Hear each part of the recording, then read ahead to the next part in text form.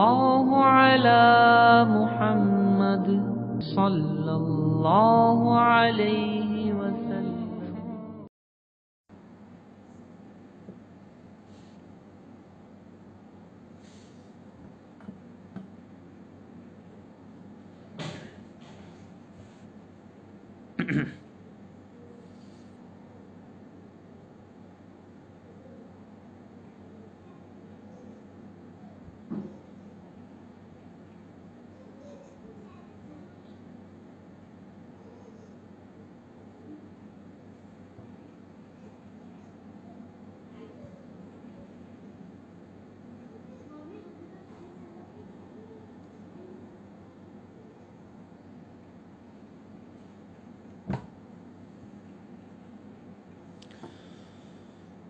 الحمد لله وكفى وسلام على عباده الذين اصطفى. أما بعد فأعوذ بالله من الشيطان الرجيم. بسم الله الرحمن الرحيم. وما كان الله ليعذبهم وأنت فيهم وما كان الله معذبهم وهم يستغفرون. وقال الله تبارك وتعالى: فقلت استغفروا ربكم إنه كان غفارا يرسل السماء عليكم مدرارا ويمددكم بأموال وبنين ويجعل لكم جنات ويجعل لكم أنهارا. وقال الله تبارك وتعالى: واستغفروا الله إن الله غفور رحيم.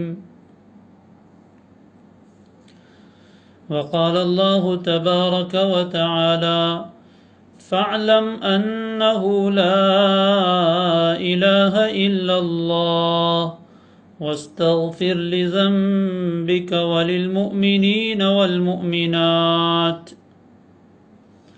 وقال الله تبارك وتعالى: قل يا عبادي الذين أسرفوا على أنفسهم لا تقنطوا من رحمة الله إن الله يغفر الذنوب جميعا إنه هو الغفور الرحيم. وقال الله تعالى: كانوا قليلا من الليل ما يهجعون وبالأسحار هم يستغفرون. وقال الله تبارك وتعالى: ربنا ظلمنا أنفسنا وإن لم تغفر لنا وترحمنا لنكونن من الخاسرين. وقال النبي صلى الله عليه وسلم: من لزم الاستغفار جعل الله له من كل هم فرجا ومن كل ضيق مخرجا ويرزقه من حيث لا يحتسب، أو كما قال عليه الصلاة والسلام.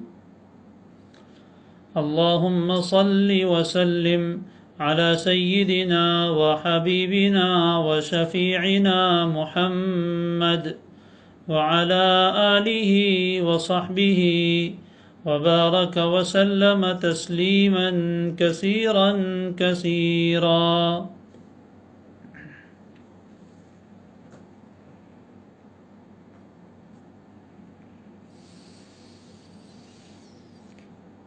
رمضان المبارک اللہ تبارک و تعالی کی رحمتوں کا مہینہ، اور اس کا پہلا عشرہ اللہ تعالیٰ کی خاص رحمتوں کا عشرہ، رحمتوں کے اس مہینے کے رحمتوں والے عشرے میں اللہ کی رحمتوں کو ہماری طرف کھینچ لانے والے مبارک اعمال کا تذکرہ چل رہا ہے۔ گزشتہ کل اللہ تبارک و تعالیٰ کے فضل اور اس کی توفیق سے کلمہ طیبہ کے بارے میں کچھ باتیں ذکر کی گئی تھی کہ کتنا عظیم کلمہ ہے اور اس سلسلے میں ہمیں کیا کرنا چاہیے، اس کو کیسے دل میں اتارنا چاہیے۔ جس نے آج کلمہ طیبہ کی کثرت کی اور دن بھر کلمہ طیبہ کو اپنی زبان سے ادا کیا، یقیناً وہ لوگ مبارکبادی کے لائق ہے، وہ بڑے خوش قسمت ہیں کہ اللہ نے انہیں علم نافع عطا فرمایا۔ علم نافع اسی کو کہتے ہیں کہ جب ایک مرتبہ کوئی دین کی بات سن لے تو پھر اس پر عمل کی توفیق ہو جائے، تو یہ علم نفع دینے والا ہے۔ اور جنہوں نے سنا سمجھا لیکن عمل کی توفیق نہیں ہوئی، وہ اللہ تعالیٰ کی طرف اور زیادہ رجوع کرے، اللہ تعالیٰ سے دعا کریں کہ پیارے اللہ یہ مبارک کلمہ ہمیں عطا فرما دیجئے، اس کی کثرت کی ہمیں توفیق عطا فرما دیجئے۔ اللہ تعالیٰ ہم سب کو اس کی توفیق عطا فرمائے۔ کلمہ طیبہ کے بعد اللہ تعالیٰ کی رحمت کو بہت زیادہ متوجہ کرنے والا عمل استغفار ہے۔ استغفار آج ہمارا عنوان یہی ہے کہ استغفار کیا ہے اور استغفار کا معنی کیا ہوتا ہے، اس کی اہمیت کیا ہے، اس کے فوائد کیا ہیں۔ اللہ تعالیٰ مختصر وقت میں اس موضوع کو جس طرح بیان کرنا چاہیے، جس اہمیت کے ساتھ بیان کرنا چاہیے، وہ بیان کرنے کی توفیق عطا فرمائے۔ اللہ تعالیٰ ہی مدد فرمانے والے ہیں۔ میرے محترم دوستو، بزرگوں اور عزت مآب ماؤں اور بہنوں، استغفار بہت بڑی عبادت ہے اور بہت بڑی نعمت بھی ہے۔ استغفار بہت عظیم الشان عبادت ہے اور اللہ تعالیٰ کی بہت بڑی نعمت بھی ہے۔ عبادت تو اتنی بڑی کہ اللہ تعالیٰ نے اس کا حکم فرمایا اور کسی ایک دو انسانوں کو نہیں بلکہ پوری انسانیت کو، تمام مومنوں کو اس بات کا حکم دیا کہ وہ اللہ تعالیٰ سے مغفرت کی دعا کریں۔ مغفرت بہت بڑی نعمت ہے۔ یہ لفظ جب زبان پر آتا ہے تو دل دھڑکنے لگتا ہے کہ ہماری مغفرت ہوگی یا نہیں ہوگی۔ یہ اتنی بڑی نعمت ہے، اتنی بڑی نعمت ہے کہ انبیاء علیہم السلام بھی اللہ تعالیٰ سے یہ نعمت مانگ رہے ہیں۔ انبیاء علیہم السلام کے بارے میں ہم سب جانتے ہیں کہ وہ معصوم ہیں، ہر طرح کے چھوٹے بڑے گناہوں سے اللہ نے انہیں محفوظ کر دیا ہے، پاک رکھا ہے۔ نبوت ملنے کے بعد بھی اور راجح قول کے مطابق نبوت سے پہلے بھی ان سے کوئی کبیرہ اور صغیرہ گناہ سرزد نہیں ہوتا، وہ گناہوں سے پاک ہیں۔ پھر بھی انبیاء علیہم السلام کو اللہ تبارک و تعالی نے استغفار کا، اللہ سے مغفرت مانگنے کا حکم دیا، اور تمام انبیاء کی دعائیں آپ کو قرآن مجید میں ملے گی کہ وہ اللہ تبارک و تعالی سے کس انداز میں مغفرت کی دعا کرتے ہیں، وہ اللہ تعالی سے کس انداز میں مغفرت کی دعا کرتے ہیں۔ ابو البشر حضرت آدم علیہ السلام سب سے پہلے انسان اور سب سے پہلے نبی جب روئے زمین پر اتارے گئے تو اس وقت ہم سب جانتے ہیں کہ جنت میں ان سے ایک چوک ہوئی تھی۔ دنیا میں آنے کے بعد انہوں نے اللہ تبارک و تعالی سے کیا دعا مانگی، قرآن مجید نے وہ دعا بھی ہمارے لیے نقل فرمائی۔ اللہ تعالیٰ نے وہ دعا قرآن مجید میں ہمیں سکھائی اور اپنے ابا کا یہ طریقہ ہمیں تلقین فرمایا کہ جس طرح حضرت آدم علیہ السلام سے ایک چوک ہو گئی تھی، ایک غلطی ہو گئی تھی، اس پر انہوں نے اللہ سے ان الفاظ میں دعا کی تھی۔ اس لیے علماء فرماتے ہیں کہ ہمیں بھی اپنے گناہوں کی مغفرت کے لیے ان الفاظ میں اللہ تعالیٰ سے دعا کرنی چاہیے۔ کیا دعا کی تھی حضرت آدم علیہ السلام نے؟ ربنا ظلمنا انفسنا وَإِن لَّمْ تَغْفِرْ لَنَا وَتَرْحَمْنَا لَنَكُونَنَّ مِنَ الْخَاسِرِينَ۔ اے ہمارے رب، ربنا اے ہمارے رب، ظلمنا انفسنا ہم نے اپنی جانوں پر ظلم کیا ہے، ظلمنا انفسنا ہر گناہ اپنی جان پر ظلم ہے۔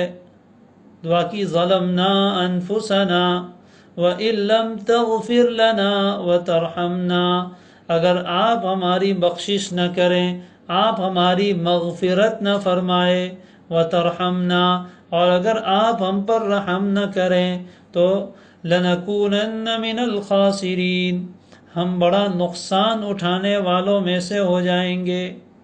یہ دعا کی حضرت آدم علیہ السلام نے، استغفار کیا، اور روایتوں میں ہے کہ کتنے سالوں تک رو رو کر اللہ سے معافی مانگتے رہے۔ تقریباً ہر پیغمبر کی استغفار اور مغفرت کی دعا قرآن مجید میں نقل کی گئی۔ ابراہیم خلیل اللہ، اللہ تبارک و تعالیٰ کے خلیل، بڑے عظیم الشان پیغمبر، بڑے جلیل القدر پیغمبر دعا کر رہے ہیں، رب اغفر لی وَلِوَالِدَيَّ وَلِلْمُؤْمِنِينَ يَوْمَ يَقُومُ الْحِسَابِ دعا کر رہے ہیں اور تمنا کر رہے ہیں، وَالَّذِي أَطْمَعُ أَن يَغْفِرَ لِي خَطِيَّتِي يَوْمَ الدِّينِ وہ اللہ جس سے میں یہ امید رکھتا ہوں کہ قیامت کے دن، بدلے کے دن وہ میری خطاؤں کو معاف کر دے گا۔ مغفرت کی امیدوار ہے انبیاء علیہم السلام۔ حضرت نوح علیہ السلام کا استغفار سورہ نوح میں موجود ہے، اور دوسرے پیغمبروں کو اللہ نے حکم دیا، حضرت داؤد کا، حضرت سلیمان کا، حضرت موسیٰ کا، رب اغفر لی ولی اخی وادخلنا فی رحمتک۔ حضرت موسیٰ دعا کر رہے ہیں، اے میرے رب میری بھی بخشش فرما اور میرے بھائی ہارون کی بھی بخشش فرما، وادخلنا فی رحمتک اور ہمیں اپنی رحمت میں داخل فرما۔ دعا کر رہے ہیں پیغمبر، اور سب سے بڑھ کر نبی اکرم صلی اللہ علیہ وآلہ وسلم کو بھی قرآن مجید میں جگہ جگہ اللہ تعالیٰ نے یہ حکم فرمایا کہ پیغمبر آپ بھی اللہ سے مغفرت مانگیے۔ حالانکہ اسی قرآن میں اللہ نے اعلان فرما دیا ہے کہ پیغمبر صلی اللہ علیہ وسلم کے اگلے پچھلے سب گناہ معاف، لِيَغْفِرَ لَكَ اللَّهُ مَا تَقَدَّمَ مِن ذَنبِكَ وَمَا تَأَخَّرَ اگلے پچھلے سب گناہوں کی معافی کا ایک طرف اعلان ہے سورہ فتح میں، لیکن اس کے ساتھ ساتھ اللہ تعالیٰ حکم فرماتے ہیں، فَاعْلَمْ أَنَّهُ لَا إِلَٰهَ إِلَّا اللَّهُ وَاسْتَغْفِرْ لِذَنبِكَ اے پیغمبر اس بات کا علم و یقین حاصل کر لیجئے کہ اللہ کے سوا کوئی معبود نہیں۔ کلمہ طیبہ کا علم، اور جب یہ کلمہ طیبہ کا علم ہو جاتا ہے، اللہ کی عظمت، اس کی جلالت انسان کے دل میں آ جاتی ہے، تو پھر اس بات کا احساس ہوتا ہے کہ کہاں اللہ کی عظیم الشان ذات اور ہم اس کے حقوق کیسے ادا کر سکتے ہیں۔ وَاسْتَغْفِرْ لِذَنبِكَ فوراً حکم دیا اپنے گناہوں کے لیے مغفرت طلب کیجئے، وَلِلْمُؤْمِنِينَ وَالْمُؤْمِنَاتِ اور مومنین و مومنات کے لیے بھی مغفرت کی دعا فرما دیجئے۔ سورہ فتح، سورہ اذا جاء نصر اللہ، جس کو قرآن مجید کی آخری سورت کہا جاتا ہے، اس میں اللہ نے حکم دیا فَسَبِّحْ بِحَمْدِ رَبِّكَ وَاسْتَغْفِرْ اپنے رب کی تسبیح و تحمید بیان کیجئے، واستغفرہ، اور اس سے مغفرت کی دعا بھی کرتے رہیے، انہ کان توابا، یقیناً اللہ بہت توبہ قبول کرنے والا ہے۔ یہ انبیاء علیہم السلام کے بارے میں قرآن مجید ہمیں بیان کرتا ہے کہ پیغمبروں کو اللہ نے حکم دیا اور پیغمبروں نے اللہ سے مغفرت مانگی۔ اس سے اندازہ لگائیے کہ استغفار کتنی بڑی عبادت ہے، اور نبی اکرم صلی اللہ علیہ وآلہ وسلم کا حال احادیث میں موجود ہے۔ آپ علیہ السلام نے فرمایا کہ میرے دل پر بھی کچھ گرد و غبار آ جاتا ہے، اس لیے میں اللہ تعالیٰ سے دن میں ایک روایت میں 70 مرتبہ اور ایک روایت میں 100 مرتبہ مغفرت کی دعا کرتا ہوں۔ اللہ کے نبی صلی اللہ علیہ وسلم دن میں 70 اور 100 مرتبہ استغفار کریں، اس سے اندازہ لگائیے کہ کتنی بڑی نیکی ہے۔ صحابہ تو فرماتے ہیں کہ ہم ایک مجلس میں، آپ علیہ السلام ایک جگہ تشریف فرما ہے، مجلس میں بیٹھے ہیں، ہم گنتے رہتے کہ اللہ کے نبی صلی اللہ علیہ وسلم کتنی مرتبہ استغفار کرتے ہیں۔ صحابہ گنتے گنتے تھک جاتے، لیکن اللہ کے نبی صلی اللہ علیہ وسلم استغفار کرتے ہوئے نہیں تھکتے تھے۔ یہ ہے استغفار کی اہمیت، یہ استغفار بہت بڑی عبادت ہے۔ اور ایک بات میں یہاں یہ بھی ذکر کر دوں کہ استغفار صرف گنہگاروں کے لیے نہیں ہے بلکہ نیکوں کے لیے بھی ہے، عبادت کے بعد بھی استغفار ملے گا۔ اس لیے کوئی آدمی یوں سمجھے کہ استغفار تو گناہ کے بعد کیا جاتا ہے، یہ بات صحیح نہیں ہے۔ ابھی جن کا تذکرہ ہوا یہ انبیاء علیہم السلام کی جماعت ہے، اور یہ انبیاء سب معصوم ہیں، ان کا کوئی گناہ نہیں، پھر بھی ان سے مغفرت طلب کرنے کا حکم دیا جا رہا ہے اور وہ اللہ سے مغفرت مانگ رہے ہیں۔ معلوم ہوا کہ استغفار کرنا صرف گنہگاروں کا کام نہیں ہے، بلکہ علماء نے تو یہاں تک لکھا کہ قرآن مجید میں غور کرنے سے معلوم ہوتا ہے کہ جو بندہ اللہ کا جتنا مقرب ہوگا، جو بندہ اللہ سے جتنا نزدیک ہوگا، جو جتنا نیک ہوگا، وہ اتنا زیادہ استغفار کرے گا، اور جو جتنا منافق ہوگا وہ استغفار میں اتنی ہی کمی کرے گا۔ یہ قرآن مجید نے راز سمجھائے ہیں۔ اللہ تعالی ہمیں استغفار کرنے والا بنائے، اللہ ہمیں استغفار کرنے والا بنائے۔ اور استغفار صرف استغفار نہیں، دو چیزیں ہیں الگ الگ، ایک ہے استغفار اور ایک ہے کثرت استغفار۔ ایک تو مغفرت طلب کرنا، استغفار کرنا، اور دوسرا کثرت سے زیادہ اللہ سے مغفرت کی دعا کرتے رہنا، یہ اللہ کو بہت پسند ہے۔ قرآن میں فرمایا ان اللہ یحب التوابین۔ تواب کسے کہتے ہیں؟ جو بار بار توبہ کرنے والے ہیں، بار بار توبہ کرنے والے ہیں۔ ایسے بار بار توبہ کرنے والوں سے اللہ تعالیٰ بہت محبت فرماتے ہیں۔ تو کثرت استغفار یہ ایک الگ چیز ہے، استغفار الگ چیز ہے، ہمیں استغفار کا بھی حکم ہے اور کثرت استغفار بھی کرنا ہے۔ اللہ سے کثرت سے اپنے گناہوں پر معافی مانگنی ہے۔ اس کے فوائد کیا ہے؟ اس کے فائدے اتنے بے شمار ہیں کہ کوئی دنیا کا مرض ایسا نہیں جس کا علاج اللہ نے استغفار میں نہ رکھا۔ نبی اکرم صلی اللہ علیہ وسلم کی ایک حدیث میں نے شروع میں پڑھی تھی۔ آپ علیہ السلام نے فرمایا کہ جو آدمی استغفار کو لازم پکڑتا ہے، جو آدمی استغفار کو لازم پکڑتا ہے، یعنی کثرت سے استغفار کرتا رہتا ہے، جعل اللہ لہ من کل ہم فرجا، اللہ اس کے ہر ٹینشن کو، ہر غم کو دور کر دیں گے۔ لو، ڈپریشن کا، ٹینشن کا علاج مل گیا کہ کثرت سے استغفار کیجئے تو اللہ تعالیٰ غم کو، ہم کو، ٹینشن کو دور کر دیں گے۔ وَمِن كُلِّ ضِيقٍ مَخْرَجًا، اور ہر تنگی سے نکلنے کا راستہ پیدا کر دیں گے۔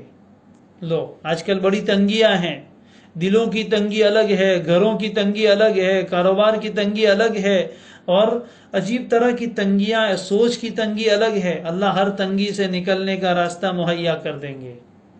اور دوسرا بہت بڑا مسئلہ انسان کا، وَيَرْزُقُهُ مِنْ حَيْثُ لَا يَحْتَسِبُ، اور اس کو ایسی جگہ سے روزی دیں گے جہاں سے اس کو گمان بھی نہ ہو. اللہ ایسی جگہ سے روزی عطا فرمائیں گے جہاں سے گمان بھی نہ ہو. روزی کا مسئلہ بھی استغفار میں چھپا دیا ہے. اگر کسی کی اولاد نہیں ہے وہ بھی استغفار.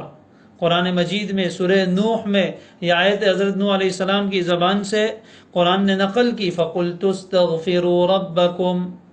حضرت نوح فرماتے میں نے اپنی قوم سے کہا استغفروا ربکم، اپنے رب سے مغفرت طلب کرو، انہ کان غفارا، وہ بہت گناہوں کو بخشنے والا ہے، تمہارے گناہوں کو معاف کر دے گا. پھر اور کیا کرے گا؟ یرسل السماء علیکم مدرارا، آسمان سے موسلادھار بارش برسائے گا. قحط سالی کا بھی علاج اس میں آ گیا. وَيُمْدِدْكُمْ بِأَمْوَالٍ، اور مال سے تمہاری مدد کرے گا، پیداوار بھی زیادہ ہوگی اور مال دولت بھی بڑھے گا. وَبَنِينَ، اولاد میں بھی اضافہ ہوگا. جن کے یہاں اولاد نہیں ہے وہ استغفار کی کثرت کرے، اللہ اولاد بھی عطا فرمائیں گے. وَيُمْدِدْكُمْ بِأَمْوَالٍ وَبَنِينَ وَيَجْعَلْ لَكُمْ جَنَّاتٍ، اور اللہ تمہارے لیے باغات بنائے گا. وَأَنْهَارًا، نہروں میں ندیوں میں پانی آئے گا. یہ سارے مسائل کا حل استغفار میں ہے. اب استغفار ہے کیا؟ یہ مغفرت سے بنا ہے. مغفرت مانگنے کو کہتے ہیں استغفار، اور مغفرت بہت بڑی عبادت ہے جیسے کہ میں نے بتایا، اور بہت بڑی نعمت بھی ہے. اگر اللہ تعالیٰ مغفرت کا دروازہ نہ کھولتے تو ہم سے تو قدم قدم پر گناہ ہوتے ہیں، ہم تو ہلاک ہو جاتے. اس لیے استغفار ایسی عبادت ہے کہ شیطان اس سے بہت ڈرتا ہے. روایتوں میں ہے کہ شیطان کہتا ہے کہ میں نے انسانوں کی کمر گناہوں سے توڑ دی، میں نے انسانوں کی کمر گناہوں سے توڑ دی اور انہوں نے استغفار سے میری کمر توڑ دی. تو شیطان کی کمر توڑنے کے لیے، اس کو کمزور کرنے کے لیے ہمارے پاس استغفار ہے. وہ گناہ کرواتا ہے، اللہ کی بہت نافرمانیاں کرواتا ہے، لیکن ایک مرتبہ سچے دل سے انسان اللہ کے سامنے مغفرت کی بھیک مانگے، استغفر اللہ کہیں، تو اللہ تعالیٰ پوری زندگی کے گناہوں کو معاف کر دیتے ہیں اور شیطان کی ساری محنت پانی میں. اس لیے روایتوں میں ہے عرفہ کے دن جب اللہ تعالیٰ کی مغفرت جوش پر ہوتی ہے اور اللہ تعالیٰ اپنے لاکھوں کروڑوں بندوں کی مغفرت فرماتے ہیں تو شیطان اپنے سر پر مٹی ڈالتا ہوا بھاگتا ہے، ذلیل و خوار ہوتا ہے، پشیمان ہوتا ہے کہ میری زندگی کی ساری محنت ختم. تو اللہ کی اتنی بڑی نعمت ہے کہ ایک انسان سے گناہ سرزد ہو جائے اور اللہ تبارک و تعالیٰ سے وہ معافی مانگے، استغفار کرے تو اللہ تعالیٰ اس کے گناہوں کو معاف کر دیتے. تو آج یہ نیت کرے کہ ہمیں استغفار کی کثرت کرنی ہے. صرف استغفار نہیں، استغفار کی کثرت کتنی جتنی ہو سکے. اور صرف زبان سے نہیں پڑھنا ہے، زبان سے بھی پڑھنا ہے اور دل سے بھی پڑھنا ہے. زبان سے بھی پڑھنا ہے اور دل سے بھی پڑھنا ہے. استغفار کے وقت ہماری کیفیت کیا ہو اور استغفار کا معنی کیا ہے. میں نے ابھی بتایا کہ استغفار کا معنی ہے اللہ سے مغفرت طلب کرنا، اور مغفرت کہتے ہیں چھپانے کو. مغفرت کا اصل معنی عربی زبان کا یہ لفظ ہے، اس کا اصل معنی ہے چھپانا. تو اصل بات یہ ہے کہ جب انسان سے گناہ سرزد ہو جاتا ہے، اور گناہ کی مثال ایسی ہے جیسے کہ زہر انسان کے جسم میں چلا جائے تو وہ نقصان دیتا ہے. کبھی تو فوری طور پر نقصان پہنچاتا ہے اور کبھی دیر سویر نقصان پہنچاتا ہے. کبھی تو انسان فوری طور پر ہلاک ہو جاتا ہے، مر جاتا ہے، اور کبھی کوئی سلو پوائزن ہوتا ہے. سلو پوائزن وہ فوری طور پر انسان کو مارتا نہیں ہے بلکہ انسان کے جسم میں جا کر دھیرے دھیرے اپنا اثر دکھاتا ہے، اور چند دنوں کے بعد، چند مہینوں کے بعد وہ انسان مر جاتا ہے، کسی کو پتہ بھی نہیں چلتا ہے. یہی حال گناہوں کا ہے.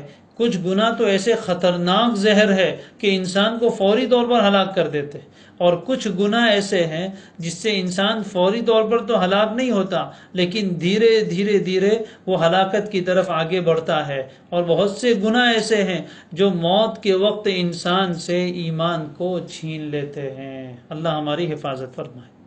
تو گناہ کی مثال ایسی ہے جیسے زہر. اب زہر جب جسم میں چلا جائے تو وہ نقصان پہنچائے گا، یا تو پورے جسم کو ہلاک کرے گا یا کسی عضو کو بیکار کر دے گا۔ اس کا علاج، جب زہر جسم میں چلا جائے تو اس کا علاج یہ ہے کہ تریاق استعمال کیا جائے۔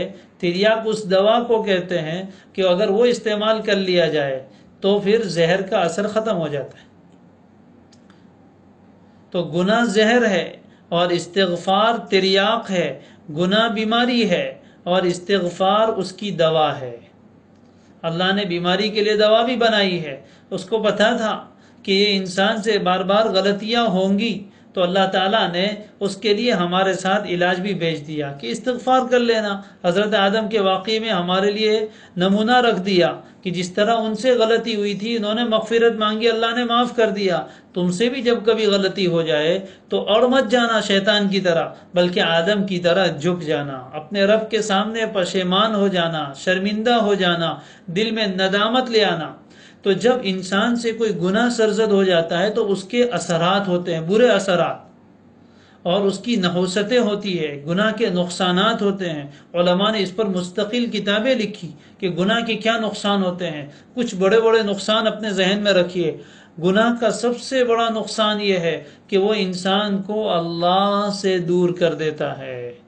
اس سے بڑھ کر اور کوئی عذاب نہیں کہ بندہ اپنے رب سے دور ہو جائے۔ گناہ کا دوسرا بہت بڑا نقصان یہ ہے کہ وہ رب تعالیٰ کو ناراض کر دیتا ہے، رب تعالیٰ کو ناراض کر دیتا ہے۔ گناہ کا تیسرا نقصان یہ ہے کہ وہ علم نافع سے محروم کر دیتا ہے۔ اچھی باتیں سنتے ہیں لیکن عمل کی توفیق نہیں ہوتی، علم نافع سے محروم کر دیتا ہے۔ گناہ کا بڑا نقصان یہ ہے کہ انسان کو بے چین کر دیتا ہے، اس کے دل کا سکون ختم ہو جاتا ہے، بے چین، پریشان۔ گناہ کا ایک بہت بڑا نقصان یہ ہے کہ وہ انسان کی زندگی سے برکت کو ختم کر دیتا ہے۔ زندگی سے برکت ختم، وقت میں سے برکت ختم، مال میں سے برکت ختم، اولاد میں سے برکت ختم، گھر میں سے برکت ختم۔ پھر اولاد نافرمان ہو جاتی ہے، بیوی نافرمان ہو جاتی ہے، سارے معاملات منتشر ہو جاتے ہیں۔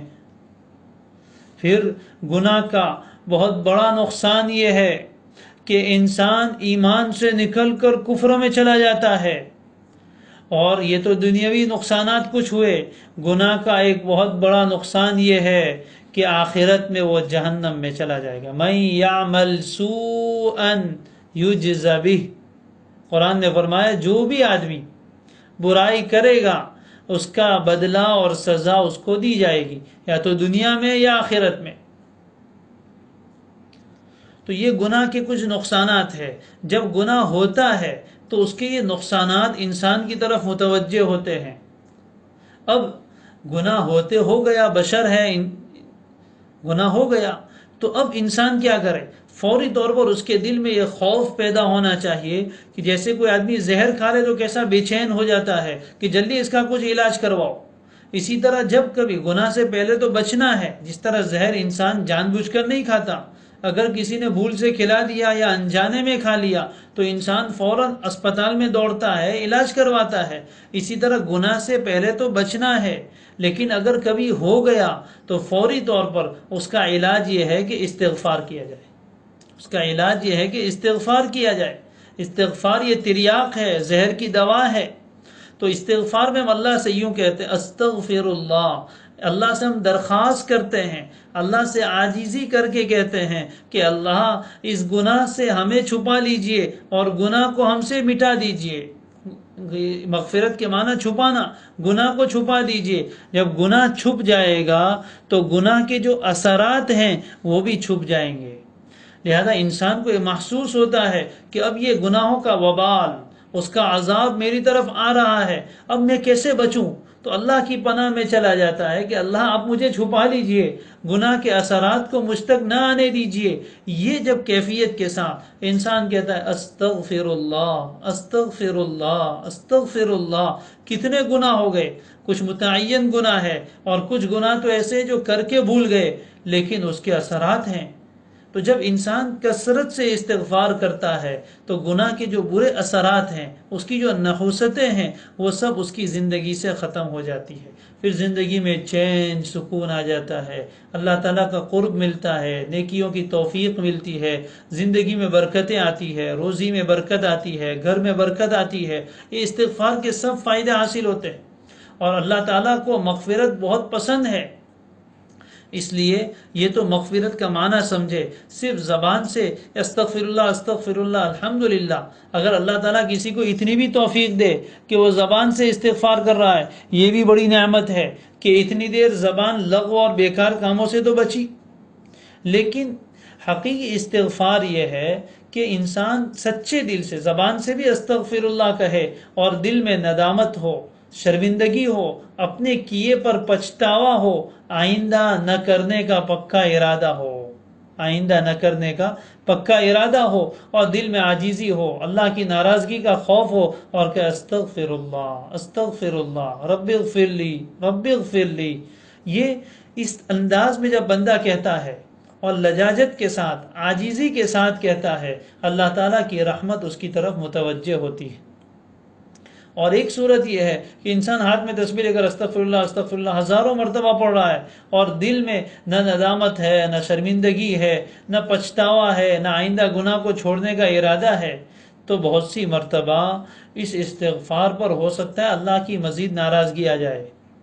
علماء نے اس کو مثال سے سمجھایا کہ آپ کے ساتھ کسی نے گستاخی کی، کوئی آدمی آپ سے لڑ پڑا، جھگڑ پڑا، اس نے آپ کو تکلیف دی، اور پھر آپ کے پاس معافی مانگنے کے لیے آیا بہت عاجزی کے ساتھ، اور اس کے چہرے پر بھی اثرات ہیں کہ اس کو پشیمانی ہے، اور اس کو کیے پر پچھتاوا ہے، اور بہت عاجزی کے ساتھ آ کر آپ سے کہتا ہے، بھائی مجھ سے غلطی ہو گئی، میں نے آپ کو برا بھلا کہہ دیا، آپ کی شان میں گستاخی کر دی، مجھے بہت افسوس ہوا، آپ معاف کر دیجیے۔ ایک آدمی یہ انداز ہے، اور ایک دوسرا آدمی ہے، اس نے بھی آپ کے ساتھ ایسا ہی برا سلوک کیا، وہ معافی مانگنے کے لیے آپ کے پاس آیا، اور آنے کے بعد کہتا ہے معاف کر دینا۔ اس کا انداز اور لہجہ یہ ہے، نہ چہرے سے کوئی شرمندگی اور افسوس ظاہر ہو رہا ہے، نہ زبان کے الفاظ اور لہجے سے کوئی شرمندگی ظاہر ہو رہی ہے، اور اس کا دھیان بھی کسی اور طرف ہے، فون میں دیکھتے دیکھتے کہہ رہا ہے معاف کر دینا بھائی۔ تو بتاؤ کہ آپ دونوں میں سے کس کو پسند کریں گے؟ پہلے کو تو معاف کر دیں گے، اس کو تو سینے سے لگا لیں گے، لیکن جو دوسرا آدمی ایسے روکھے سوکھے انداز میں آ کر آپ سے معافی مانگ رہا ہے، آپ کو اس پر مزید غصہ آئے گا، آپ اس پر مزید ناراض ہوں گے۔ یہی حال ہمارا ہے۔ اس لیے حضرت حسن بصری رحمہ اللہ فرماتے تھے کہ استغفارنا یحتاج الی استغفار، ہمارا استغفار تو ایسا ہے کہ اس پر خود استغفار کرنا چاہیے۔ اس لیے ہمیں چاہیے کہ ہم کثرت سے استغفار کرنے والے بنیں۔ اگر اپنے گناہوں کے برے اثرات سے دنیا اور آخرت میں بچنا ہے تو اللہ نے ہمیں یہ بہت پیاری چیز دی ہے، استغفار کی شکل میں اللہ کا تحفہ ہے، اللہ کا انعام ہے کہ مغفرت مانگنے کا طریقہ بھی اس نے سکھایا، اور جب مانگتے ہیں تو معاف بھی کر دیتا ہے۔ مایوس ہونے کی کوئی بات نہیں، لا تقنطوا من رحمت اللہ، اللہ کی رحمت سے مایوس نہ ہو جاؤ۔ ان اللہ یغفر الذنوب جميعا، اللہ سب گناہوں کو معاف کر دیتا ہے۔ وَإِنِّي لَغَفَّارٌ لِمَن تَابَ، جو توبہ کرے میں اس کو بہت معاف کرنے والا ہوں، یہ اللہ نے فرمایا ہے۔ تو ہمیں چاہیے کہ ہم چلتے پھرتے اٹھتے بیٹھتے ہر وقت ہم سے گناہ ہو جاتے۔ آپ بیٹھے، آپ نے زبان سے کوئی بات کہی اور وہ بات غلط نکلی، اب اس کے نقصانات آپ کو مل کر رہیں گے، تو اس سے بچنے کے لیے استغفر اللہ، ہر تھوڑی دیر کے بعد استغفر اللہ۔ پتہ بھی نہیں چلتا ہم کو کہ کیا گناہ ہو گئے۔ کوئی شکر کا موقع ہے اور ہم نے شکر ادا نہیں کیا، یہ گناہ ہو گیا۔ کسی کو نہیں بولنا چاہیے تھا، ایسی جگہ ہم نے بول دیا، یہ گناہ ہو گیا۔ جو کام کرنا چاہیے تھا وہ ہم سے نہیں ہوا، یا جیسا کرنا چاہیے تھا ویسا نہیں ہوا۔ اس لیے ہر عمل کے بعد، ہر کام کے بعد تھوڑی تھوڑی اللہ جی معاف کر دیجئے، اپنی زبان میں اللہ معاف کر دیجئے، اللہ معاف کر دیجئے۔ یہ بار بار ہماری زبان پر یہ جملہ ایسا بیٹھ جائے کہ ہمیں بار بار معافی مانگنے کی عادت ہو جائے۔ اللہ کو یہ بہت پسند ہے۔ آپ کو شاید تعجب ہوگا، صرف گناہ کے بعد استغفار نہیں، نیکیوں کے بعد بھی استغفار کروایا گیا۔ نماز اتنی بڑی نیکی، اللہ کے قرب کا ذریعہ، لیکن نماز ختم کہاں ہوتی ہے؟ اللہم انی ظلمت نفسی ظلما کثیرا، اللہ سے کہہ رہے ہیں اے اللہ میں نے اپنی جان پر بہت زیادہ ظلم کیا ہے، ولا یغفر الذنوب الا انت، تیرے سوا کوئی گناہوں کو معاف کرنے والا نہیں ہے، فاغفر لی مغفرۃ من عندک، لہذا خاص اپنی طرف سے میرے گناہ کو بخش دیجئے، وارحمنی، اور مجھ پر رحم بھی فرما دیجئے، انک انت الغفور الرحیم، بے شک آپ ہی گناہوں کو معاف کرنے والے بڑے مہربان ہے۔ یہ نماز ختم ہو رہی ہے اور نماز کے آخر میں کیا ہے؟ استغفار۔ نبی صلی اللہ علیہ وسلم نماز کا سلام پھیرتے تھے، اس کے بعد 3 مرتبہ کہتے تھے استغفر اللہ استغفر اللہ استغفر اللہ۔ نماز کوئی گناہ کا کام کیا نہیں، لیکن نماز میں اتنے بڑے رب کے سامنے کھڑے تھے، جیسے کھڑے رہنا چاہیے ویسا نہیں رہ سکے، جیسا دھیان دینا چاہیے ویسا نہیں دے سکے، تو عبادت کے آخر میں بھی استغفار کرو۔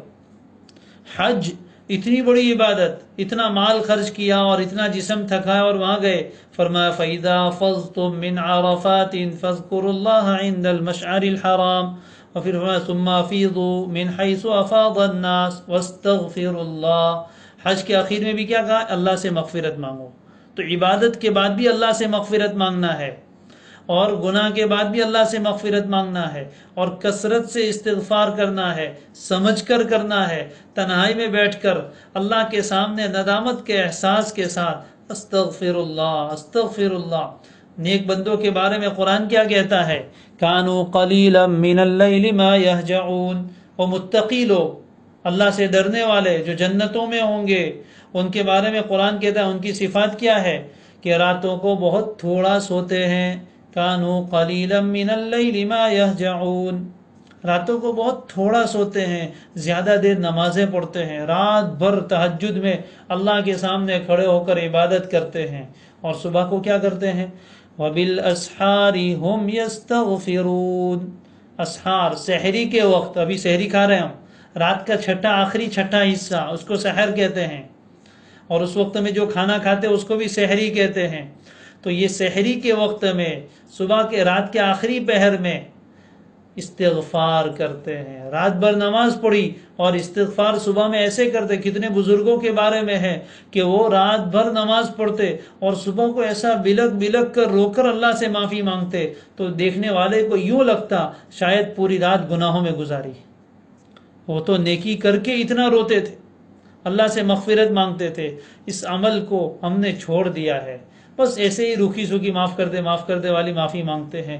ضرورت اس بات کی ہے کہ ہم استغفار کی کثرت کریں۔ رمضان کے مبارک مہینے میں جن 4 چیزوں کی کثرت کرنے کا نبی صلی اللہ علیہ وسلم نے حکم فرمایا تھا، اس میں سے ایک کیا ہے؟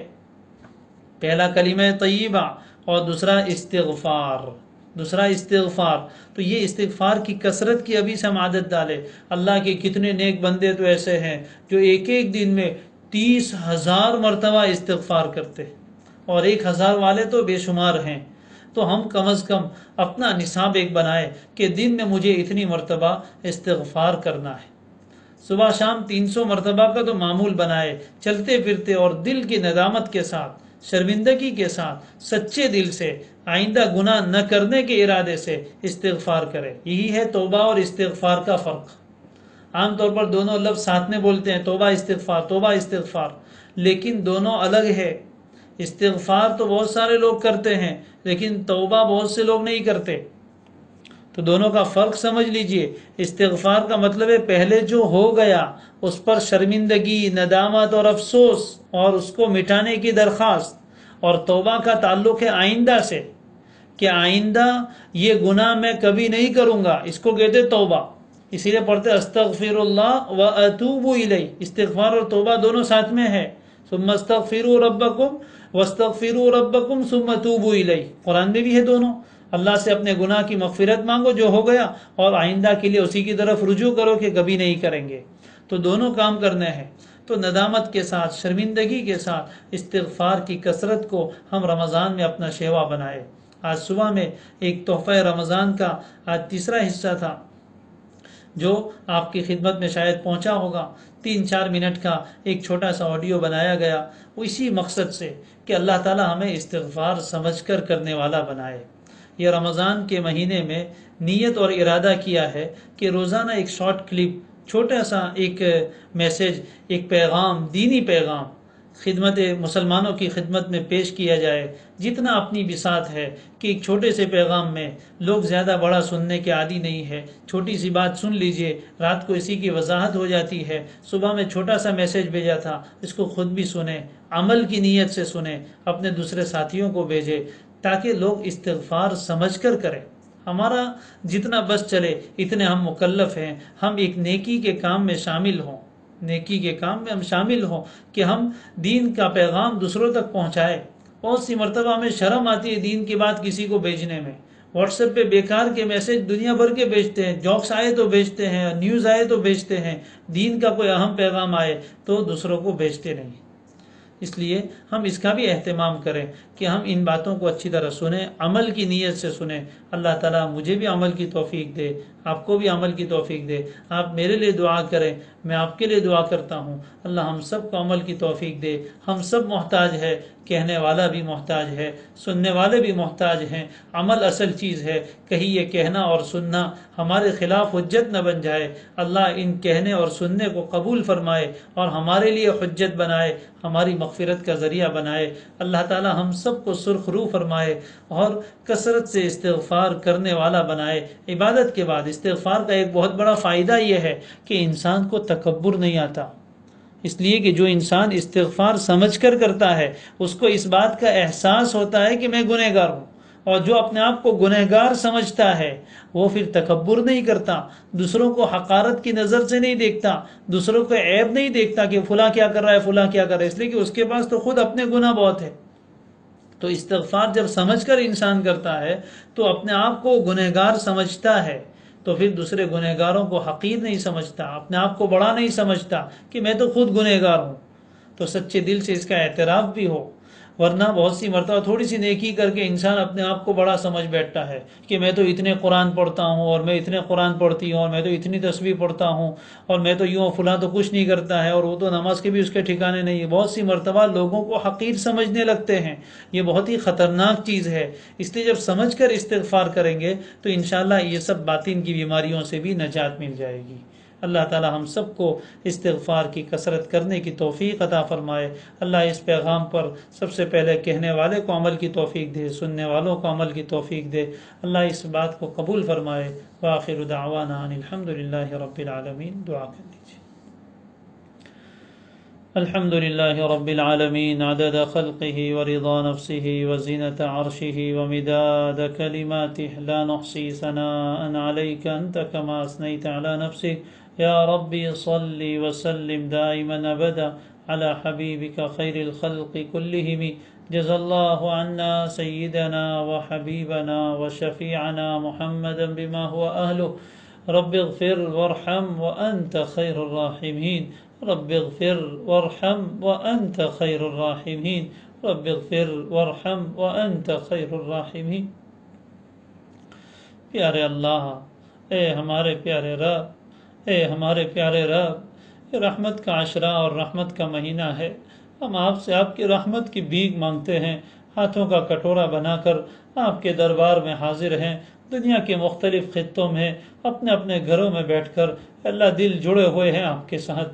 پیارے اللہ محتاج ہیں آپ غنی، ایک محتاج ایک غنی کے در پر، ایک کمزور ایک قوی کے در پر، ایک بندہ اپنے آقا کے در پر۔ پیارے اللہ رات کی اس تنہائی میں، رات کے اس اندھیرے میں بھکاری بن کر آیا ہے۔ اللہ رات کے وقت کوئی فقیر اگر ہمارے گھر آ جائے اس کو بھی خالی ہاتھ لوٹاتے ہوئے شرم آتی ہے۔ اللہ کچھ نہ کچھ دے ہی دیا جاتا ہے۔ اے اللہ ہم تو دن رات کے فقیر ہیں، ہر وقت آپ کے سامنے ہمارے ہاتھ اٹھے ہیں۔ پیارے اللہ ہم ہر قدم پر، ہر آن ہر گھڑی آپ کے محتاج ہیں۔ پیارے اللہ ہمارے حال پر اپنی نظر کرم فرما دیجئے، محبت بری نظر سے ہمیں دیکھ لیجئے، ہمارے دلوں کو پاک کر دیجئے۔ اللہ دل پر گناہوں کا زنگ چڑھ گیا ہے، دل سیاہ ہو چکا ہے، اپنی ایک رحمت بھری نظر سے ہمارے دلوں کی سیاہی کو مٹا دیجئے، دلوں کے اندھیروں کو دور کر دیجئے۔ اے اللہ دلوں کے اندھیروں کو دور کر دیجئے۔ اللہ ہم سے راضی ہو جا، ہمیں اپنا بنا لے، اپنے کاموں میں لگا لے، اپنی ناراضگی سے ہماری حفاظت فرما، آپ سے دور ہونے سے حفاظت فرما۔ اے اللہ اپنا ایسا قرب عطا فرما جس کے بعد کبھی دوری نہ ہو، اپنا ایسا اٹوٹ تعلق عطا فرما جو کبھی ٹوٹنے نہ پائے۔ اے اللہ اپنی ایسی محبت عطا فرما جس کے بعد مخلوق کی ناجائز محبت ہمارے دل میں نہ آنے پائے۔ پیارے اللہ، ہدایت کے بعد گمراہی سے حفاظت فرما، عزت کے بعد ذلتی سے حفاظت فرما۔ اے اللہ آج اپنا ایک سبق سنایا ہے پیارے اللہ، اس نیت سے کہ آپ ہمیں توفیق دے دیں۔ اللہ ہم سب کو استغفار کی کثرت کی توفیق عطا فرما۔ اے اللہ اور اس ہمارے استغفار کو قبول فرما۔ اے اللہ آپ تو قبول فرماتے ہی ہے، ہماری طرف سے کوتاہی ہے۔ پیارے اللہ توفیق دے دیجئے نا مولا توفیق دے دیجئے۔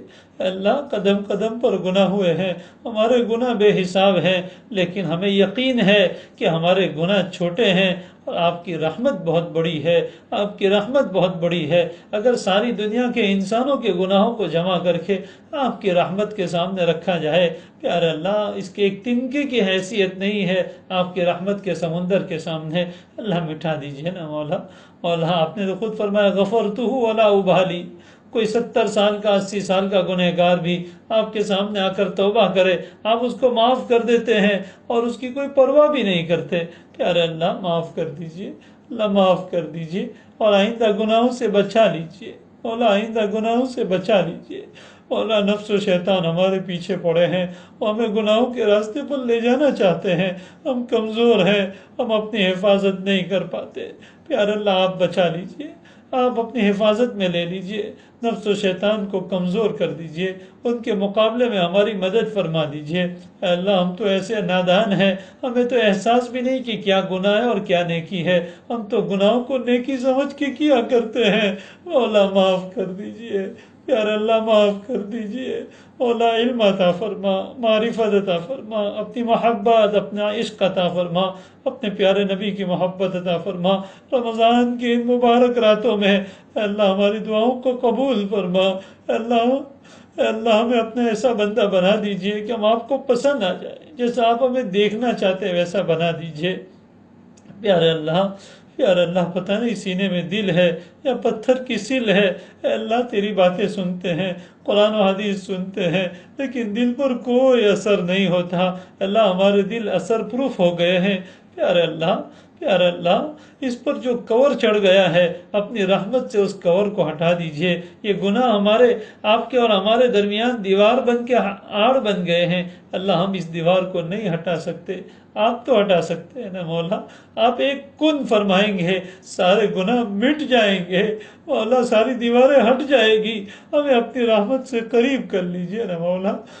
معاف کر دیجئے مولا، آج تو معاف کر دیجئے پیارے اللہ، آج معاف کر دیجئے اللہ، آج معاف کر دیجئے، بار بار معاف کر دیجئے، معاف کرنا نہیں چاہتے پھر بھی معاف کر دیجئے اللہ۔ آپ کو منانا اس وقت تک ضروری ہے جب تک آپ مان نہیں جاتے۔ اللہ مان جائیے نا اللہ، مان جائیے نا پیارے اللہ، مان جائیے نا اللہ۔ معاف کر دیجئے، سب کو معاف کر دیجئے، پوری امت کو معاف کر دیجئے اللہ، پوری امت کو معاف فرما دیجئے اللہ۔ مرحومین کی مغفرت فرما دیجئے، زندوں کی مغفرت فرما، گنہگاروں کو گناہ چھوڑنے کی توفیق عطا فرما۔